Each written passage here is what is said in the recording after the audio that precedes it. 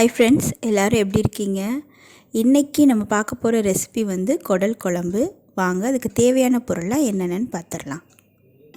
இது வரைக்கும் நம்ம சேனலில் சப்ஸ்கிரைப் பண்ணாதவங்க சப்ஸ்கிரைப் பண்ணிவிடுங்க. கூடவே அந்த பெல் ஐக்கானையும் கிளிக் பண்ணிவிடுங்க. வாங்க இப்போது வீடியோக்குள்ளே போகலாம். அதுக்கு வந்து ஒரு குடலை வந்து சுத்தம் பண்ணி இந்த மாதிரி வேக வச்சு நறுக்கி எடுத்துக்கோங்க. 2 பெரிய வெங்காயம், 2 தக்காளி, 4 பச்சை மிளகா, 2 டேபிள் ஸ்பூன் மிளகாத்தூள், 4 டேபிள் ஸ்பூன் மல்லித்தூள், தேவையான அளவு உப்பு, 1 டேபிள் ஸ்பூன் மஞ்சள் தூள், 2 டேபிள் ஸ்பூன் இஞ்சி பூண்டு பேஸ்ட்டு, கருவேப்பிலை, பிரியாணி இலை, பட்டை வகைகள், 1 டேபிள் ஸ்பூன் சோம்பு. இது வந்து அரைக்க தேவையான பொருள். அரை மூடி தேங்காய், கசகசா 2 டேபிள் ஸ்பூன், சின்ன வெங்காயம். இதெல்லாம் நல்லா பேஸ்ட்டாக அரைச்சிக்கோங்க. தேவையான கடலெண்ணெய். இப்போது வாங்க குடல் குழம்பு எப்படி செய்கிறதுங்கிறத பார்க்கலாம். இப்போது அடுப்பை பற்ற வச்சுட்டு குடல் குழம்பு செய்கிறதுக்கான பேனை எடுத்து வச்சிடலாம். கடாய் நல்லா சூடானோன்னே கடலெண்ணெய் சேர்த்துக்கோங்க. நீங்கள் தேவைப்பட்டால் நல்லெண்ணெய் கூட சேர்த்துக்கலாம்.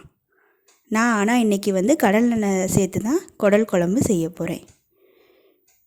கடலெண்ணெய் நல்லா சூடானோன்னே சோம்பு சேர்த்துக்கோங்க. இப்போ சோம்பு நல்லா பொரிஞ்சதுமே நம்ம வந்து வதக்கிறதுக்கு தேவையான பொருளெல்லாம் சேர்த்துடலாம். அதாவது வெங்காயம், தக்காளி, பச்சை மிளகா அதெல்லாம் சேர்த்துடலாம் ஒன்று ஒன்றா. அதுக்கு முன்னாடி பட்டை வகைகளை சேர்த்துக்கோங்க. பிரியாணி இலை இதில் என்னென்ன போட்டிருக்கோன்னா அந்த சொல்லுவாங்கள்ல பிரிஞ்சி இலை, அது எல்லாத்தையும், அது கூட கருவேப்பிலையும் சேர்த்துக்கோங்க. இதெல்லாம் நல்லா பொரிஞ்ச உடனே நம்ம நறுக்கி வச்சுருக்க பெரிய வெங்காயத்தை சேர்த்துடலாம்.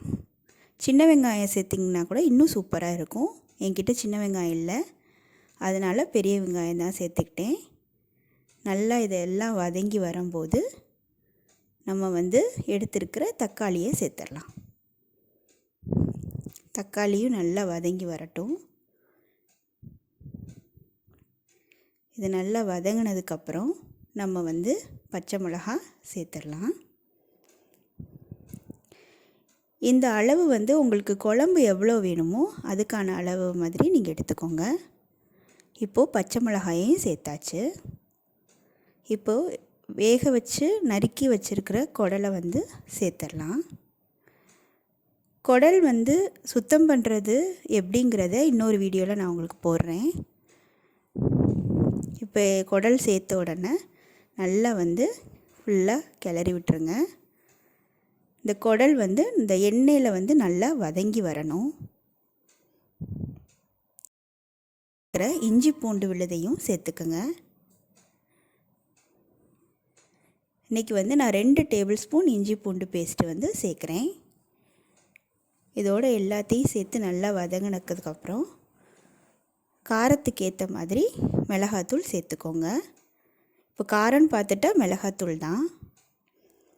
அதுக்கப்புறம் 4 டேபிள் ஸ்பூன் மல்லித்தூள், அதையும் நம்ம இப்போ சேர்த்துக்கலாம். இப்போது தேவையான அளவு மஞ்சள் தூள் சேர்த்துக்கலாம்.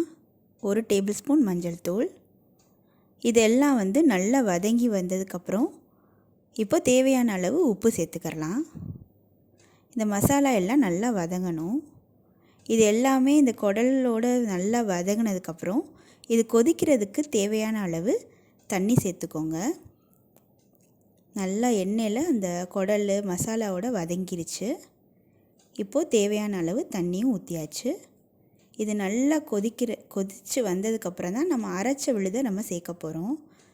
இப்போது ஒரு மூடி போட்டு இது நல்லா கொதிக்கட்டும். இப்போ பாருங்கள், நல்லா குழம்பு வந்து கொதித்து வருது. இப்போது நம்ம அரைச்சி வச்சுருந்தோம் இல்லையா தேங்காய், கசகசா, சின்ன வெங்காயம், இந்த விழுதை வந்து குழம்புல சேர்த்துடலாம். சேர்த்துட்டு இந்த குழம்பு வந்து ஒரு 5 நிமிஷம் கொதிச்சா போதும். குழம்பு நமக்கு ரெடி. சூப்பரான ஒரு குடல் குழம்பு நமக்கு ரெடி ஆயிடுச்சு. கண்டிப்பாக இதை நீங்கள் ட்ரை பண்ணி பாருங்கள். இது சாதத்துக்கு, இட்லி, தோசைக்கு ஒரு அருமையான ஒரு குழம்பு. சர்விங் பவுலுக்கு மாற்றிடலாம். பார்த்திங்களா, சூப்பரான குடல் குழம்பு ரெடி ஆயிடுச்சு. கண்டிப்பாக இதை நீங்கள் ட்ரை பண்ணி பாருங்கள். ரொம்ப சூப்பராக இருக்கும். தேங்க்யூ. இது வரைக்கும் நம்ம சேனலை சப்ஸ்கிரைப் பண்ணாதவங்க சப்ஸ்கிரைப் பண்ணிவிடுங்க. கூடவே அந்த பெல் ஐக்கானையும் கிளிக் பண்ணிவிடுங்க.